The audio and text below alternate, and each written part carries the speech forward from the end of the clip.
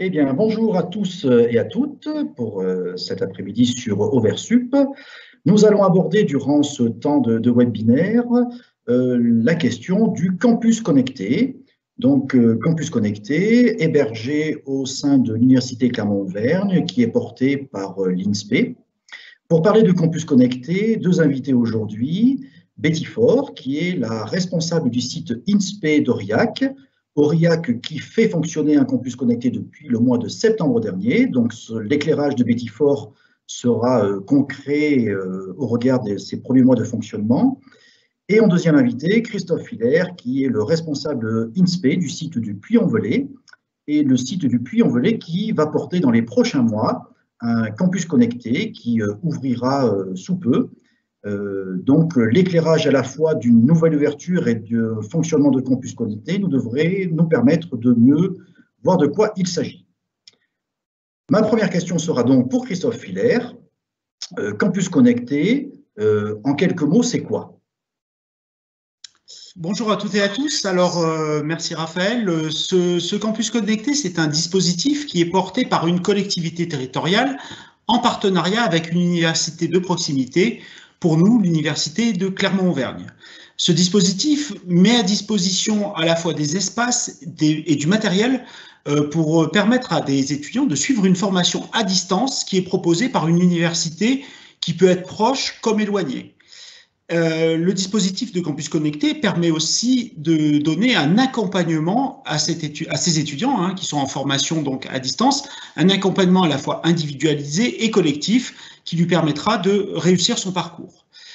C'est également la possibilité de pouvoir profiter d'un campus universitaire et de toute l'offre pour les étudiants au même titre que ces étudiants du campus universitaire.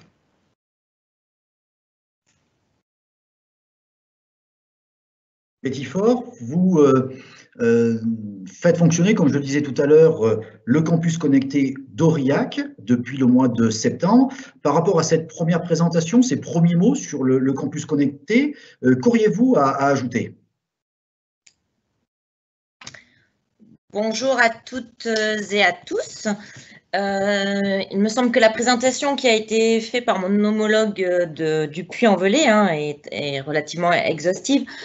Le point vraiment qui caractérise le point fort d'un dispositif campus connecté me semble être l'accompagnement, cette notion d'accompagnement à la fois individualisée mais aussi collective qui se fait vraiment dans une réelle proximité avec ces étudiants inscrits dans le dispositif. Accompagnement qui peut se décliner selon 3 points de vue. Tout d'abord, un accompagnement entre pairs, puisque nous avons des étudiants en master qui deviennent des tuteurs des étudiants campus connectés. Un accompagnement effectué également par des référents universitaires qui supervisent le dispositif du tutorat. Et également un accompagnement au niveau de la méthodologie, je dirais, par rapport à des enseignements complémentaires que l'on peut proposer à ces étudiants dans le campus connecté. Donc vraiment, un point fort qu'a présenté tout à l'heure mon collègue, c'est cette logique d'accompagnement qui est vraiment primordiale dans ce dispositif.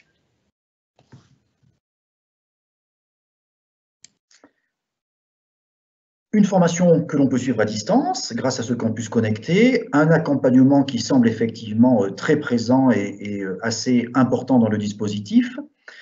Par rapport à ce dispositif de campus connecté, comment peut-on s'inscrire? Qui peut s'inscrire? Quel est le processus d'inscription? Christophe Hilaire?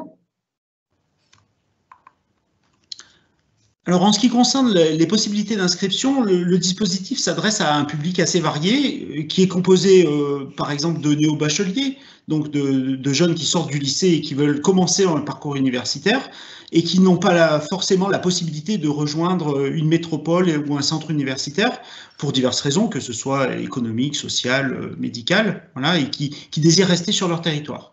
Ça peut s'adresser également à des étudiants qui sont en rupture avec leur formation et qui souhaitent passer sur une formation à distance.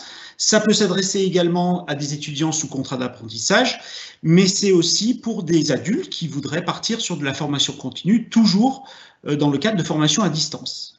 En ce qui concerne la procédure, avant de pouvoir postuler et d'être admis sur un campus connecté, il faut au préalable être inscrit sur une formation à distance, formation universitaire ou formation à travers un centre de formation à distance comme le CNED. Une fois cette inscription sur la formation à distance, l'étudiant peut prendre contact avec le référent pédagogique du campus connecté, que ce soit à Aurillac, Betty-Fort ou sur le Puy-en-Velay, donc moi-même. Et le dossier est ensuite étudié pour une inscription au dispositif par une commission. Betty-Fort, je comprends donc que les formations suivies peuvent être très diverses. Je comprends que l'inscription à une formation en ligne est un préalable pour l'inscription à Campus Connecté. Si on prend l'exemple d'Aurillac, quelles sont les formations que les étudiants actuellement suivent depuis le mois de septembre? Alors, le campus connecté, quant à l'Auvergne, a donc ouvert fin septembre, début octobre dernier. Et à ce jour, nous accueillons une cohorte d'étudiants qui suivent des parcours à distance vraiment diversifiés. Donc, par exemple, nous avons des étudiants en contrat d'apprentissage qui suivent un parcours post-bac STAPS, que ce soit des licences 1 ou 2e année, qui est dispensé dans un schéma à distance et adapté par l'Université de Limoges. Nous avons également des étudiants qui suivent des parcours plutôt généralistes inscrits à l'Université de Toulouse en parcours sciences du langage, mais aussi nous avons une étudiante inscrite dans un parcours sciences de l'éducation auprès de l'Université de Toulouse. Nous avons également des formations que je qualifierais d'un peu plus professionnalisantes qui donnent des diplômes de niveau BTS, notamment web designer. Nous avons également des étudiants qui suivent des parcours BTS auprès de l'Université d'Angers, comme des diplômes chargés de clientèle, pour préparer des diplômes chargés de clientèle. Et également, nous accueillons des étudiants qui sont inscrits dans des formations, entre guillemets, de haut niveau auprès de l'école de commerce de Clermont-Ferrand, qui propose également un bachelor dans le domaine du commerce. Donc, comme vous pouvez vous en rendre compte, des parcours extrêmement diversifiés et des universités d'origine vraiment éparpillées à l'échelle du territoire français. Voilà. Nous aurions pu également accueillir sur le territoire des étudiants qui suivent des formations à distance proposées par des centres de formation tels que le CNED.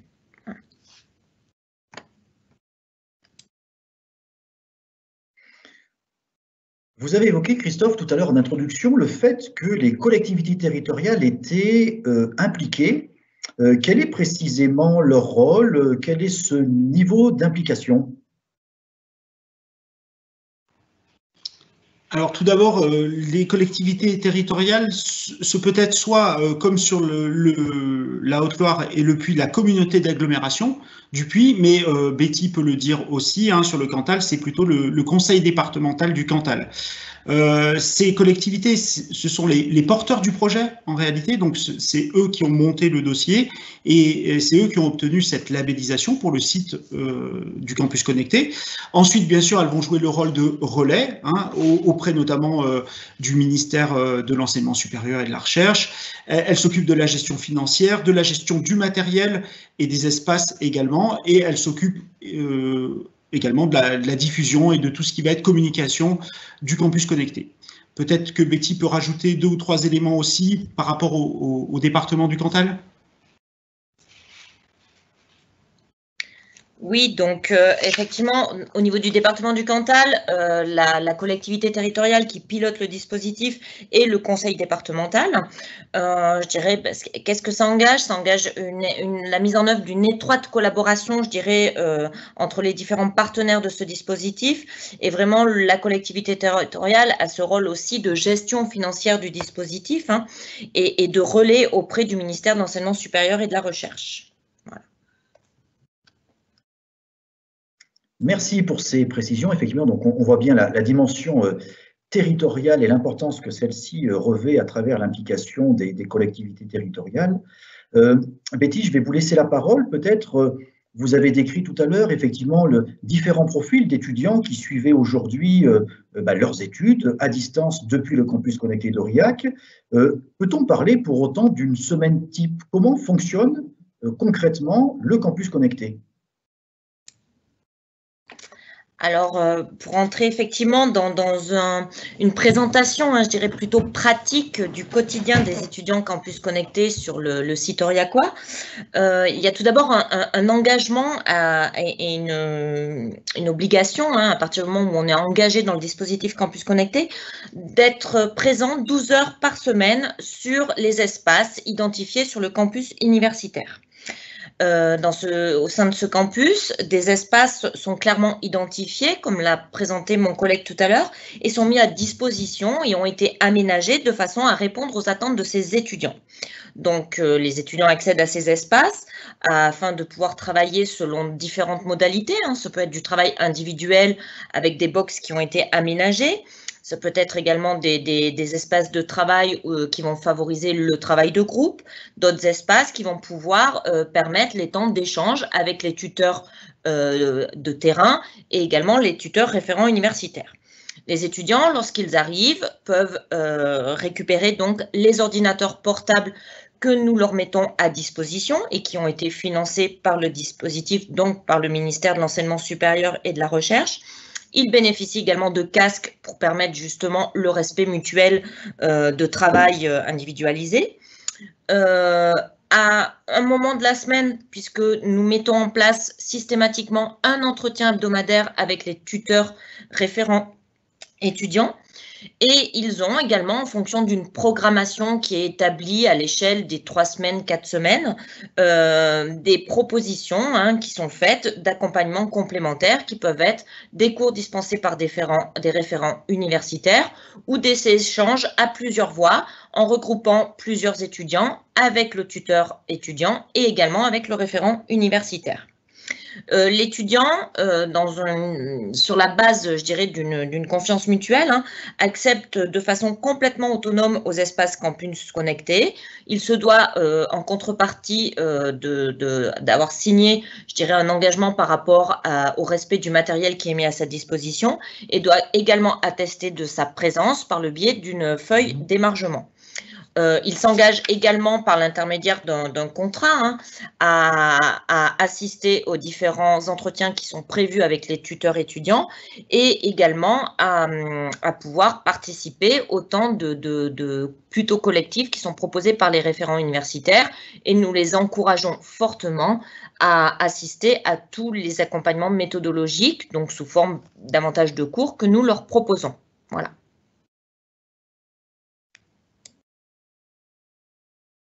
D'accord, donc un programme effectivement qu'on voit finalement assez dense sur une semaine, ou en tout cas au-delà de la densité horaire, une variété des propositions qui sont faites et qui s'égrènent tout au long de l'année. Christophe Hiller, par rapport à cet espace Campus Connecté, finalement je comprends que c'est un espace effectivement dans lequel on vient travailler, dans lequel on bénéficie d'un accompagnement. Au niveau de l'équipement de cet espace, comment cela se passe-t-il? Et j'ai envie de dire, quelle est la différence de rester chez soi, à son bureau, puisque j'ai compris qu'on pouvait emprunter un portable. Pourquoi venir sur cet espace Campus Connecté? Alors, ces espaces Campus Connectés sont situés au sein d'un site universitaire. L'idée, c'est vraiment d'accompagner au plus près ces formations à distance qui, on le sait, sont parfois sujettes à des décrochages parce que parfois les étudiants vont être assez isolés. Or là, l'idée, c'est vraiment qu'ils intègrent aussi une communauté étudiante et qu'ils puissent partager avec d'autres étudiants qui, eux, sont sur des formations en présence sur le site, mais qui vont pouvoir interagir avec eux.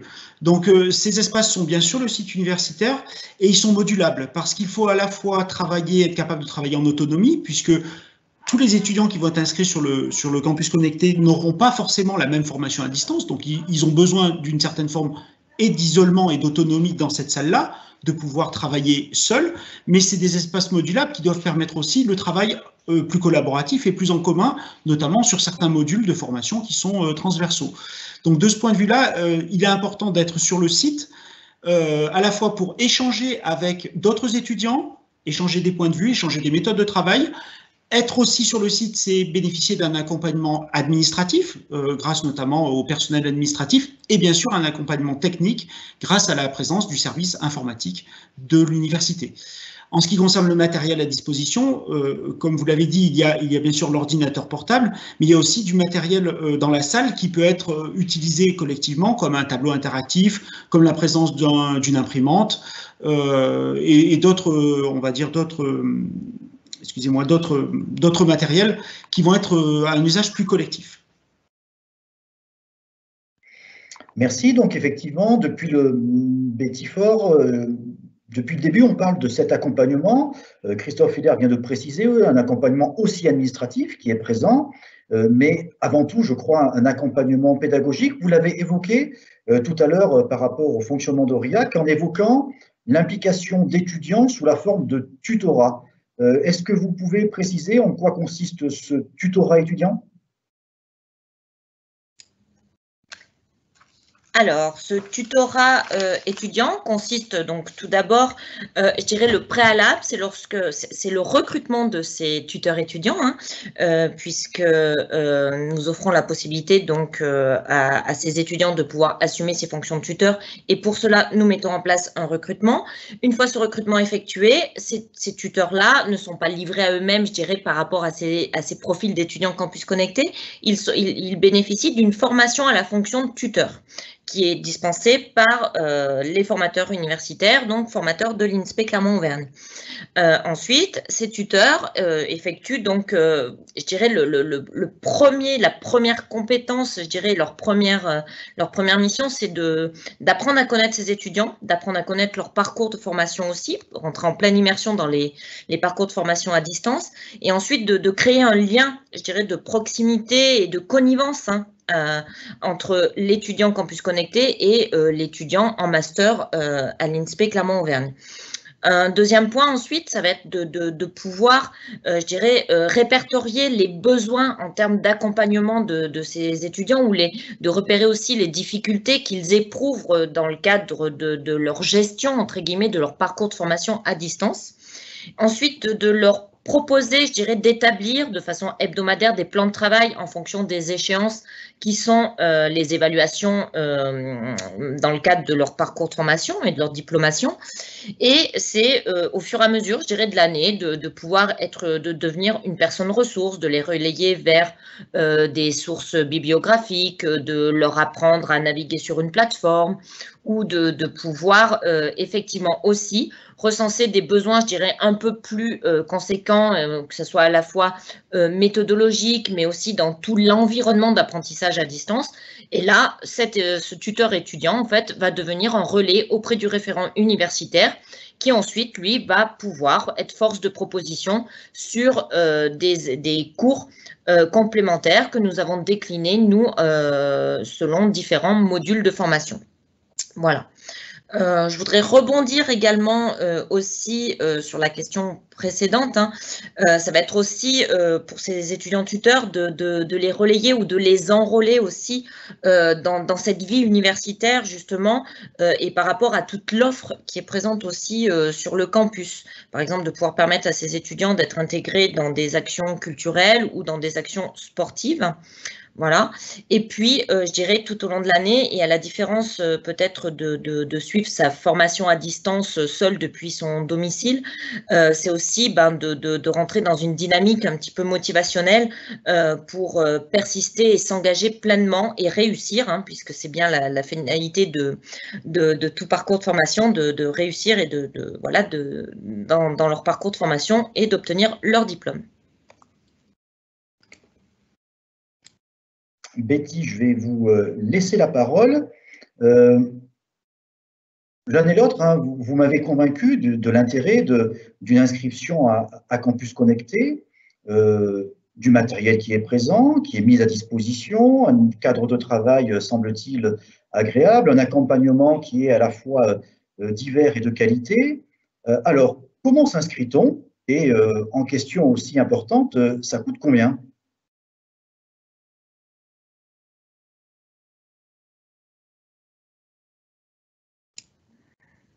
Alors, comment on s'inscrit, donc le préalable, hein, vraiment, et c'est important de le préciser, il faut que l'étudiant soit inscrit dans un parcours de formation proposé à distance. À partir de ce moment-là, comme l'expliquait mon collègue Christophe Hilaire tout à l'heure, ils doivent prendre contact auprès des référents universitaires de l'INSPE, donc Christophe Hilaire pour le Puy ou moi-même pour le site Aurillacois. Nous leur proposons un dossier d'inscription sur lequel on va leur demander de fournir différents documents, notamment des documents attestant du suivi et de l'inscription dans un parcours universitaire à distance auprès d'une université ou d'un organisme de formation d'origine. Ces candidatures vont donc être, je dirais, analysées dans le cadre d'une commission d'admission. Nous admettons ces étudiants, nous leur faisons signer ensuite un contrat d'engagement par rapport à l'octroi du matériel et je dirais un contrat entre guillemets de comportement, hein, je dirais, dans l'enceinte du bâtiment. Ces étudiants-là vont donc ensuite avoir une double inscription, puisqu'ils seront étudiants auprès de leur université d'origine, mais ils deviendront également membres à part entière de la communauté étudiante de l'université Clermont-Auvergne. Pour revenir sur le second point de votre question, monsieur Couder, en fait, également, la force aussi de ce dispositif, qui est entièrement, je dirais, financé par le ministère de l'Enseignement supérieur et de la Recherche, voilà, propose la gratuité de ce service, hein, accompagnement, prêt de matériel, pour les étudiants inscrits dans le dispositif Campus Connecté. Gratuité de tout cet accompagnement, ils n'ont finalement qu'à s'inscrire et à payer leurs droits d'inscription auprès de leur université d'origine. D'accord, merci. Donc, me voilà convaincu. Pour la rentrée prochaine, comment vont se dérouler les futures inscriptions? Peut-être, Christophe, si vous voulez répondre au regard de l'ouverture du campus connecté sur le Puy, y a-t-il un calendrier déjà qui est établi, des contacts privilégiés pour pouvoir se renseigner? Alors, le processus est le même que celui décrit par ma collègue sur Aurillac. Une personne inscrite sur une formation à distance peut nous contacter donc par l'intermédiaire voilà, d'une adresse mail qui a été générée par le campus connecté, hein, voilà, ou en téléphonant directement sur le site de l'INSPE, hein, on peut nous contacter. Il faut remplir ensuite une fiche de préinscription qui est une sorte de dossier déjà, hein, que l'on remplit, voilà, et c'est ce dossier-là qui sera analysé par une commission d'admission, commission qui réunit à la fois des personnes de l'université Clermont-Auvergne, mais aussi des gens de la communauté d'agglomération du Puy, pour ce qui est du campus connecté du Puy. Et donc chaque dossier sera analysé pour voir s'il est éligible à être admis sur le campus connecté. Bien sûr, il y a des critères, et parmi ces critères, évidemment, la nécessité d'une formation à distance, hein, évidemment, pour pouvoir adhérer au campus connecté. Et puis ensuite, la prise en compte, bien sûr, des spécificités de chaque parcours, les nécessités aussi parfois économiques ou médicales de chaque parcours qui pourraient être prises en compte.